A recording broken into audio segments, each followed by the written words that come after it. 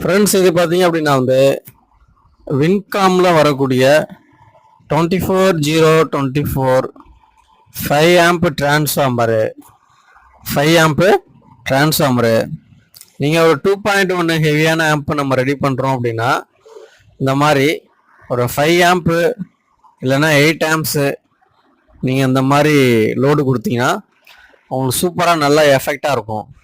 சப்பு நல்லா உங்களுக்கு எஃபெக்ட் கிடைக்கும். இந்த மாதிரி 5 ஆம்ப்பு 24024 கொடுத்தோம் அப்படின்னா நமக்கு சப்பு ரிசல்ட் உங்களுக்கு சூப்பராக இருக்கும்.